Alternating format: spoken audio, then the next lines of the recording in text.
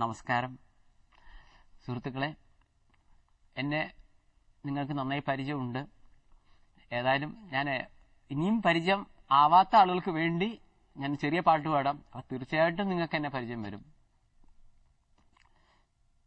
രാത്രി ശുഭരാത്രി, ഇനിയെന്നും ശിവരാത്രി, ജന്മം പുനർജന്മം നീ എന്നും കാമാക്ഷി, രാഗമനുരാഗം നീ എന്നും അനുരാഗി, പ്രേമം പുതുപ്രേമം നീ എന്നും മണവാട്ടി, ഓ പ്രിയേ ഓ പ്രിയേ ഓ പ്രിയേ. എനിക്ക് ഉറപ്പിച്ചു പറയാൻ പറ്റും, ഈ ഗാനം ഇന്ന് കേൾക്കാത്ത ഒരു ചെറുപ്പക്കാരനോ ചെറുപ്പക്കാരിയോ ഇന്ന് ഈ കേരളത്തിലില്ല. കേരളം മാത്രമല്ല, മലയാളം അറിയാവുന്ന ഒരാള് ഈ സോങ് കേൾക്കാത്തവരില്ലെന്ന് എനിക്ക് പറയാൻ പറ്റും. കാരണം യൂട്യൂബിൽ 2 മാസത്തിനിടയിൽ 25 ലക്ഷം വ്യൂവേഴ്സ് കാണുകയും ഒരുപാട് പേർ ഡൗൺലോഡ് ചെയ്തിരിക്കുന്നതുമായിട്ടുള്ളൊരു ഗാനമാണ് രാത്രി ശിവരാത്രി. ഈ സിനിമ എൻ്റെ പ്രഥമ സംരംഭമാണ്. ക്യാമറ ഒഴിച്ച് പരമാവധി ജോലികൾ ഞാനിതിൽ ചെയ്തു. അപ്പോൾ എൻ്റെ പ്രഥമ സംരംഭമായ കൃഷ്ണനും രാധയും എന്ന സിനിമയിലെ 8-ൽ ഒരു ഗാനമാണ് നമ്മളിപ്പോൾ പറഞ്ഞ ഗാനം. ഈ സിനിമാ സംബന്ധമായിട്ട് ഒരുപാട് വളരെ ആൻസൈറ്റഡ് ആണ് ആളുകൾ. എങ്ങനെയാണ് ഈ സിനിമ വരുന്നത്? നമ്മളിപ്പോൾ ജൂലൈ ലാസ്റ്റ് അല്ലെങ്കിൽ ആഗസ്റ്റ് ഫസ്റ്റ് ആയിട്ട് സിനിമയുടെ റിലീസ് വിചാരിക്കുകയാണ്.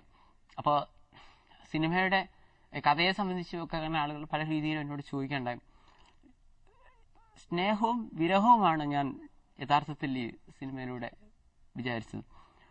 ഈ രാത്രി ശിവരാത്രി എന്ന ഈ പാട്ട് തന്നെ ഞാൻ എഴുതുമ്പോൾ എനിക്ക് കാരണം പ്രേമത്തെക്കുറിച്ചൊക്കെ വളരെ ആധികാരികമായിട്ടൊക്കെ നമുക്ക് പറയണമെങ്കിൽ നമ്മളിപ്പോൾ ഒരു 4-5 പെൺപിള്ളേരെയൊക്കെ പ്രേമിച്ച് പരിചയമുള്ള ഒരാളൊക്കെ ആണെങ്കിൽ ഇതൊക്കെ വളരെ എളുപ്പമായിരുന്നു. കാരണം ഇപ്പം അവരൊക്കെ നമ്മൾ മുൻകാലങ്ങളിൽ എഴുതിയ വല്ല ലവ് ലെറ്ററോ ഇതിനൊക്കെ വെച്ച് നമുക്ക് കാര്യങ്ങൾ എളുപ്പമാക്കാമായിരുന്നു.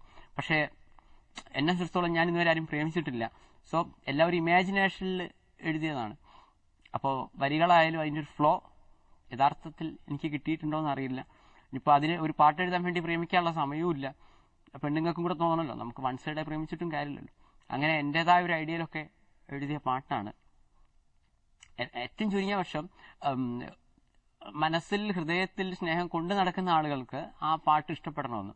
അതേപോലെ രാത്രി സമയങ്ങളിൽ ഭർത്താവിനെ പിരിഞ്ഞിരിക്കുന്ന ഭാര്യയ്ക്കും ഭാര്യയെ പിരിഞ്ഞിരിക്കുന്ന ഭർത്താവിനും കാമുകനെ പിരിഞ്ഞിരിക്കുന്ന കാമുകിക്കും ഒക്കെ ഈ ഗാനം വളരെ ഇംപ്രസ്ഡ് ആയിട്ട് തോന്നണം, അല്ലെങ്കിൽ അവർ ഈ പാട്ട് മറ്റുള്ളവരെ പാടി കേൾപ്പിക്കണം എന്നുള്ളൊരു ഐഡിയയിൽ ഞാൻ ചെയ്താണ്. എനിക്ക് തോന്നുന്നു ആ ഒരു മനഃശാസ്ത്രം വളരെ ക്ലിക്കായതായിട്ടാണ് എനിക്ക് തോന്നുന്നത്. വ്യക്തിപരമായി ഞാൻ സ്ത്രീകളെ വളരെ ആരാധിക്കുന്ന ഒരു വ്യക്തിയാണ്. കാരണം ഒരു സ്ത്രീയെ സംബന്ധിച്ചിടത്തോളം ഞാൻ മനസ്സിലാക്കുന്ന ഒരു പുരുഷനും സ്ത്രീയും തമ്മിലൊരു വ്യത്യാസം എന്ന് പറയുന്നത് ഞാൻ മനസ്സിലാക്കിയ പുരുഷനെ പ്രസവിക്കാനുള്ള കഴിവില്ല സ്ത്രീക്ക് അതുണ്ട്. പക്ഷേ ഇങ്ങനെയൊക്കെയാണെങ്കിൽ ഒരു ഗാനം എന്ന രീതിയിൽ പാട്ടിനെ പാട്ടായിട്ട് എടുക്കാൻ പറ്റും. ഗോകുലനാഥനായി കള്ളക്കണ്ണൻ രാധയുമായങ്ങു ചേർന്നു നിന്നേ കാളിന്തിയാറ്റി കുളിക്കുന്നേരം ഗോപികമാർ വന്നു കൂട്ടുകൂടി. അപ്രിയ ഗാനത്തിലേക്ക് എത്തുകയാണെങ്കിൽ തീർച്ചയായിട്ടും മറ്റുള്ളവർക്ക് പ്രയാസം ഉണ്ടാവും. എന്നാലും നമ്മളെ പരിപാടി അതായതുകൊണ്ട് മാത്രമാണ് ഞാൻ അവതരിപ്പിക്കുന്നത്. ഞാൻ മുൻകൂർ ജാമ്യം എടുക്കുന്നു. എനിക്ക് അപ്രിയമായി തോന്നുന്നത് എന്തുകൊണ്ടാണെന്നുള്ള ഈ പാട്ട് കഴിഞ്ഞിട്ട് ഞാൻ പറയാം. കാരണം വെച്ചാൽ ഒരേപോലത്തെ ഒരു ഇത് എനിക്കത് ഫീൽ ചെയ്തുകൊണ്ട് മാത്രമാണ്. ഒരു പാട്ട് പാടുമ്പോൾ മറ്റേ പാട്ടിലേക്ക് വരുന്നു എന്നുള്ളൊരു സംശയമുണ്ട് എനിക്ക്. അപ്പം മീശ മാധവൻ എന്ന് പറഞ്ഞാൽ അടിപൊളി സിനിമ, എനിക്ക് നന്നായി ഇഷ്ടപ്പെട്ടൊരു സിനിമയാണ്.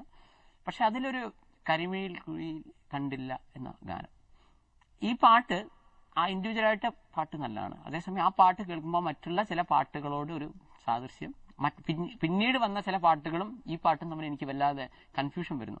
അതുകൊണ്ട് എൻ്റെ അപ്രിയ ഗാനത്തിൽ ആദ്യമായിട്ട് ഞാൻ അവതരിപ്പിക്കുന്നു മീശ മാധവനിലെ കരിമീൻ കുഴിയെ കണ്ടില്ല. യൂട്യൂബിൽ വളരെ സൂപ്പർ ഹിറ്റ് ആയിട്ടുള്ള സോങ്ങാണ് എൻ്റെ കൃഷ്ണൻ രാധയിലെ 8 ഗാനങ്ങളും. അതേസമയം സൂപ്പർ ഹിറ്റ് ആകുമ്പോൾ തന്നെയും ഒരു ഭാഗത്തുനിന്ന് ശക്തമായിട്ടുള്ള വിമർശനങ്ങളും എൻ്റെ ഗാനങ്ങൾക്ക് നേരിടേണ്ടി വന്നിട്ടുണ്ടോ എന്നുള്ള സത്യമാണ്. ഞാനല്ല ഫസ്റ്റ് യൂട്യൂബിൽ കൊടുത്തിരുന്നത്, എൻ്റെ ഒരു ഫ്രണ്ടാണ് കൊടുത്തത്. എൻ്റെ നമ്പറും വെച്ചിരുന്നു. അപ്പോൾ തുടർച്ചയായിട്ടുള്ള ഫോൺ കോളൊക്കെ ഇങ്ങനെ വരാൻ തുടങ്ങുമ്പോഴാണ് ഞാൻ കാര്യങ്ങൾ അറിയുന്നത്. അപ്പോൾ ഒരു ഭാഗത്തു നിന്നുള്ളൊരു എൻ്റെ ഒരു ഗാനത്തിലുള്ളൊരു വിമർശനം ഇതായിരുന്നു, കുറച്ച് ചെറിയൊരു കുട്ടിയെ വെച്ചിട്ടാണ് അഭിനയിച്ചിരിക്കുന്നുള്ളത്. അപ്പം ഞാൻ അവരോട് പറയണ്ടായി, ഇതൊരു സിനിമയിലെ ഗാനമാണ്, സിനിമയിൽ ഏത് സിറ്റുവേഷനിൽ വരുന്നു എന്നതിനനുസരിച്ചിട്ടാണ് ഒരു സിനിമയിലെ ഗാനം വരിക. ഈ ഒരു 14 വയസ്സുള്ള ഒരു പെൺകുട്ടിയുടെ പ്രേമമാണ് നമ്മൾ അവിടെ കാണിക്കാൻ ശ്രമിച്ചിരുന്നത്. കുറച്ച് പ്രായമുള്ള ഒരാളെ അവൾ പ്രേമിക്കുന്നു, അവളെ തൊട്ട വീട്ടിലൊരു കുട്ടിയുമായിട്ടുള്ളൊരു ബന്ധമാണ്. അപ്പോൾ നമ്മൾ ആ 14 വയസ്സുള്ള ഒരു കുട്ടിയായി തോന്നുന്ന രീതിയിൽ ഒരു കുട്ടിയെ വെച്ചിട്ടാണ് നമ്മൾ ചെയ്തത്. പിന്നീട് സംഭവിക്കുന്നത് ആ കുട്ടിയുടെ പേരാണ് പ്രിയ. ഇത് ഗാനം കണ്ട ആളുകൾക്ക് മനസ്സിലായില്ല. ഞാൻ ഓ പ്രിയ എന്നൊക്കെ എഴുതിയപ്പോൾ ആളുകൾ വിചാരിച്ചിട്ടുണ്ടാവും എനിക്കെന്തോ വായ തോന്നിയ കുറെ വേർഡ്സ് എഴുതി എന്നാണ് കരുതിയത്. യഥാർത്ഥത്തിൽ ഈ നായകനായ ക്യാരക്ടറിന്റെ പേര് ജോണും ആ പെൺകുട്ടിയുടെ പേര് പ്രിയയാണ്. അപ്പൊ ആ പെൺകുട്ടി അവരെ ഈ പാട്ട് അയാൾ ഈ ആൽബത്തിൽ സോങ് എഴുതുന്ന ആളാണ് നായകൻ. അപ്പൊ നായകൻ ഈ ഓ പ്രിയ എന്ന് എഴുതിയപ്പോൾ ഇങ്ങനെ ഒരു പാട്ട് എഴുതുകയും ആ പാട്ട് തന്നെ കുറിച്ചാണ് എഴുതിയെന്ന് തെറ്റിദ്ധരിക്കുന്ന കുട്ടി ഈ നായകനെ പ്രേമിക്കുന്നതാണ് ഒരു കഥ.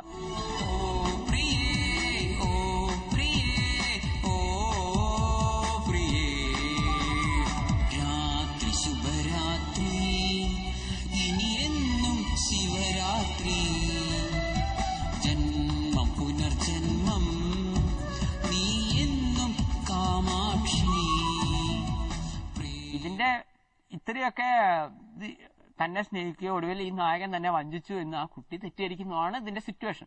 അപ്പൊ ഇതിന്റെ ഈ ശരിക്കും സിനിമയിലെ അടുത്ത സീൻ എന്ന് പറയുന്നത് ഈ നായകൻ വേറൊരു പെൺകുട്ടിയോടെ ഒളിച്ചോടി കല്യാണം കഴിക്കുകയും ഈ പെൺകുട്ടി സ്ട്രെയിറ്റ് ആയിട്ട് വന്നിട്ട് നിങ്ങൾ എന്നെ പറ്റിച്ചു വഞ്ചിച്ചു, നിങ്ങൾ എന്റെ പുറകെ നടന്നാണ് ഓ പ്രിയ എന്നൊക്കെ പറഞ്ഞ് പാടിയ മനുഷ്യനാണെന്നൊക്കെ പറയുന്ന ഇതാണ് സിറ്റുവേഷൻ. അപ്പൊ സിറ്റുവേഷൻ സംബന്ധിച്ചോളം ആ പാട്ട് കറക്റ്റാണ്. പക്ഷേ ഈ പാട്ട് മാത്രം കാണുന്ന ഒരാളെ സംബന്ധിച്ചോളം ഈ പ്രിയ എന്നുള്ളത് ഈ ക്യാരക്ടറിന്റെ പേരാണെന്നും ഇതാണെന്നൊന്നും ആ കാര്യങ്ങൾ അറിയാതെയാണ് ചിലർ പറഞ്ഞത് എന്താ ഇത്രയും ചെറിയ ആളെ വെച്ച് ചെയ്യുന്നു.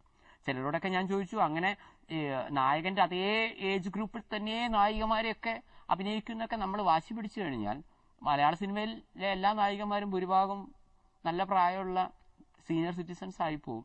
മലയാളം എന്നല്ല ഏത് ഭാഷയിലും സ്ഥിതി അങ്ങനെ തന്നെയാണ്. അപ്പൊ അങ്ങനെയൊരു നിയമങ്ങളൊന്നുമില്ല.